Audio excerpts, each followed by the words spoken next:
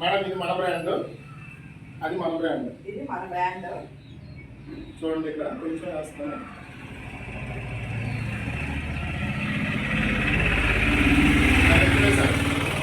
ఇది మన vegetable product అనమాట.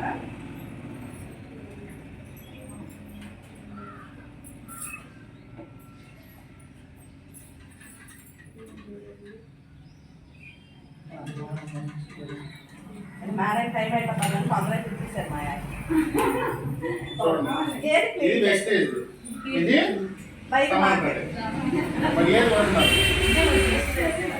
ఇందాకేమన్నారు అంటే మనకి అవగాహన లేదు. ఇప్పుడు మనం ఏమనుకుంటాం, చిన్నపిల్లలు ఉన్నారండి, పాకిడిన పిల్లలు ఉన్నారు, మాటి కింద చేతులు పెడతాం, నోట్లో వేలు పెడతాం, మనం కూడా కింద పడింది తీసుకొని తినేస్తూ ఉంటాం. స్టమక్ ఇన్ఫెక్షన్ అయ్యింది, చిన్న ఫుడ్ ఇన్ఫెక్షన్ అయ్యింది, పిల్లల్ని జాగ్రత్తగా చూసుకోమా, నోట్లో వేలు పెట్టద్దని డాక్టర్ చెప్తారు.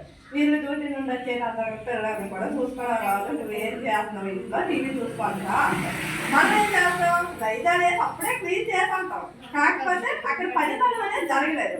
అయితే నేను కూడా ఫస్ట్ లో రైతాలే తీసుకునేదాన్ని. నాకు ఈ డెమో చూసిన తర్వాత ఈ అవగాహన వచ్చింది. అయితే నేను మా సార్కి అడిగాను, అదే సార్ బ్రాండెడ్ కదా చేసుకునే రైతాలు, ఇది మనకు ఎలా తెలుసు అంటే మనకి అడ్వర్టైజ్మెంట్ వస్తుంది కాబట్టి మనం రూమ్ క్లీనింగ్ అనేసి మనకు అవగాహన ఉంది కాబట్టి టీవీలో అడ్వర్టైజ్మెంట్ వచ్చింది, చేసేసుకుంటున్నాం, కొనుక్కుంటున్నాం. అయితే మనం ఫ్లోర్ పైన ఏదో ఒక డస్ట్ పడింది అంటే చిన్నపిల్లలు ఉన్నారనుకోండి, యూరిన్ పాస్ చేశారు, లేదంటే మనం తినే ఫుడ్ పడింది, ఏదో ఒక మరక పడింది, మటన్ ఉండడం కింద పడింది, మరి క్లీన్ చేసుకునేటప్పుడు లైజాలే క్లీన్ చేస్తాం. అయితే ఇది ఫ్లోర్ అనుకున్నాం 2 గ్లాసుల్లో.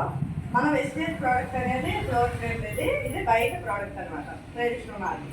ఈ రెండింటిలో మనం ఫ్లోర్ క్లీన్ చేసేది ఒరిజినలా, క్లీన్ చేయండి ఒరిజినలా? వాటర్ క్లీన్ చేసేది కదా ఒరిజినల్.